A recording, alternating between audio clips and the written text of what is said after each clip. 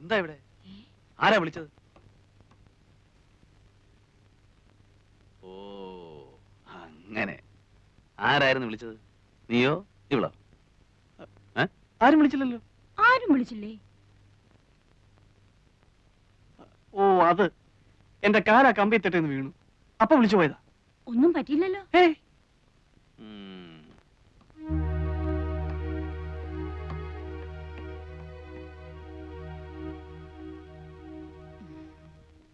വന്നിട്ടിപ്പോ 4-5 ദിവസമേ ആയിട്ടുള്ളൂ. പെരുമാറ്റം ശരിയായില്ലെന്ന് വെച്ച് ഒന്നും തോന്നരുത് കേട്ടോ.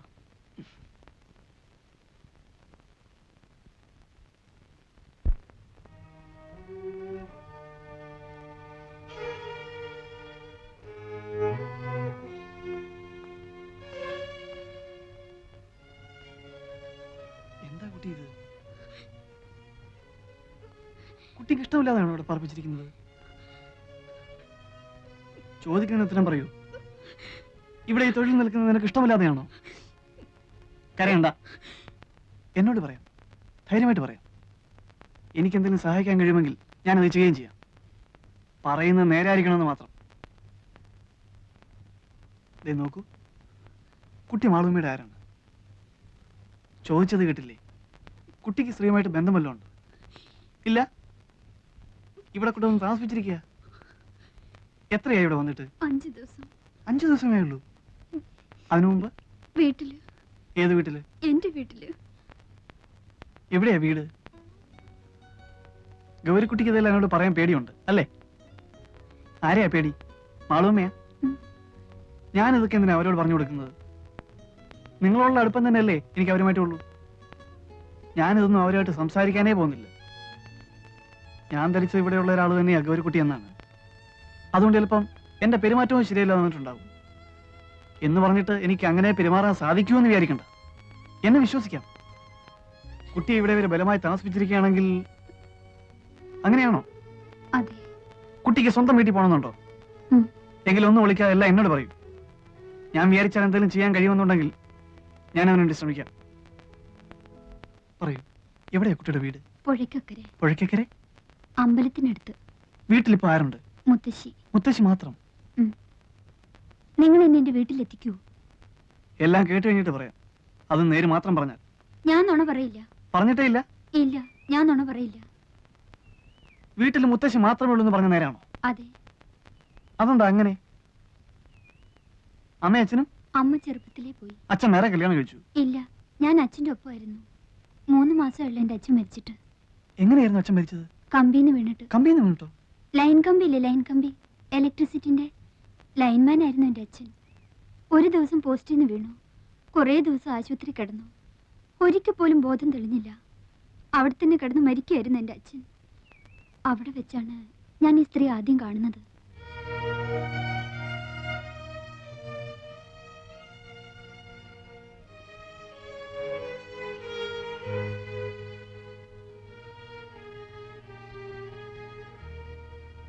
ഇന്ന് എത്രയായി?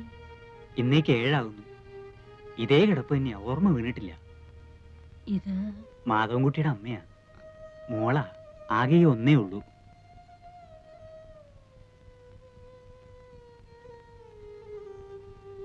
വാ മോളെ.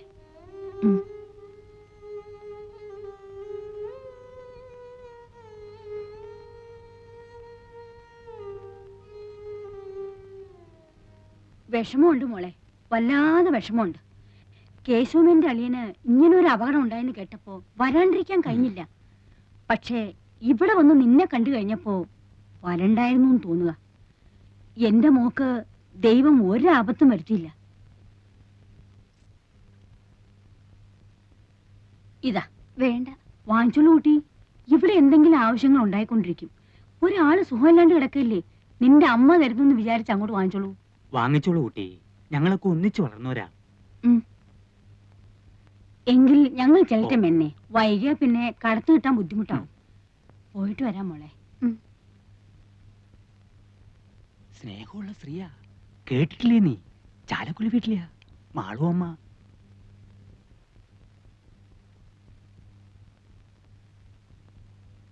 എന്റെ അച്ഛൻ മരിച്ചപ്പോ അവർ വീണ്ടും വന്നു. അന്നും കുറച്ച് കാശ് എൻ്റെ കയ്യിൽ തന്നിട്ട് പോയി. പിന്നെയും ഒരു വന്നു, പിന്നെയും 2-3 വട്ടം.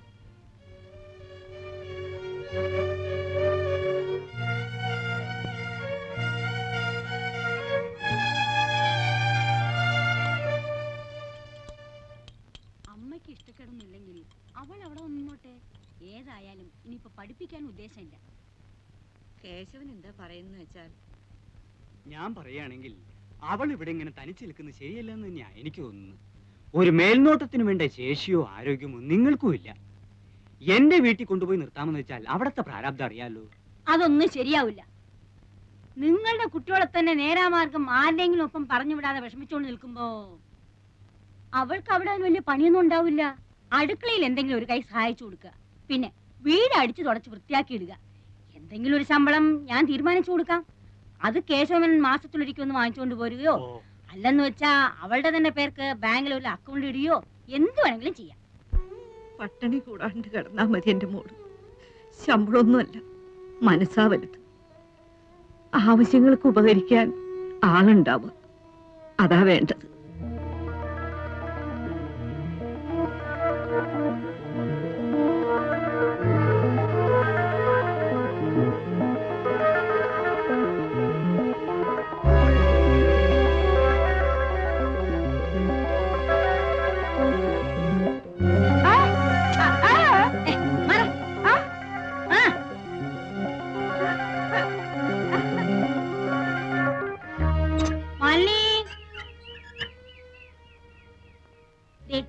ഈ മുറി നീ എടുത്തോളൂ കേട്ടോ. എന്താ ഇഷ്ടായോ? ഇത്ര വലിയൊരു മുറി ഇവിടെ എല്ലാം വലുപ്പമുള്ള മുറികളേ ഉള്ളൂ.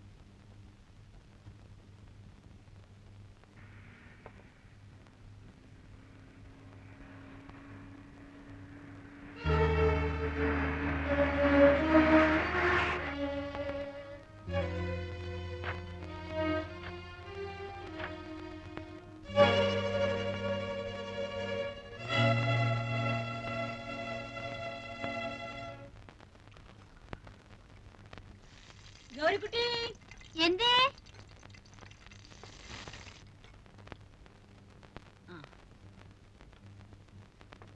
ഇങ്ങോട്ടൊരു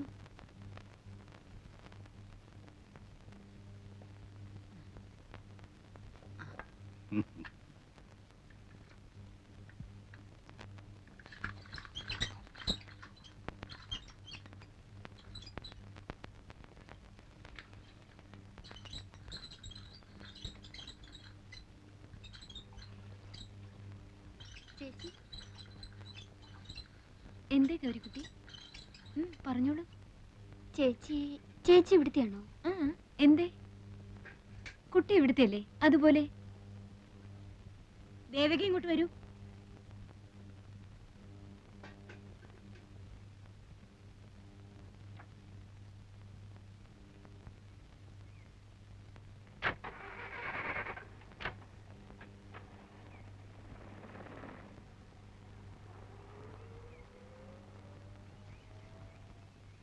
എന്താ ഗൗരിക്കുട്ടി ഇവിടെ പൂവറിക്കുന്നോ ഒളിച്ചു കളിക്കുന്നോ?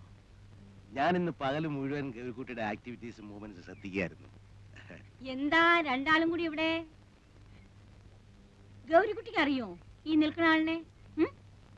സിനിമ പിടിക്കുന്ന പ്രൊഡ്യൂസറാ, വിശ്വംഭരൻ സാറ്. കേട്ടിട്ടുണ്ടോ? എന്താ സാർ ആലോചിക്കുന്നേ? ഗൗരിക്കുട്ടിയെ പടത്തിലേക്ക് എടുത്താലോ എന്നാണോ? ഏയ്, ഈ കുട്ടിയുടെ കാര്യത്തിലൊക്കെ എന്താ ആലോചിക്കാനിരിക്കുന്നേ? സമ്മതമാണ് എന്നൊരൊറ്റ വാക്കിന്റെ ആവശ്യമല്ലേ ഉള്ളൂ.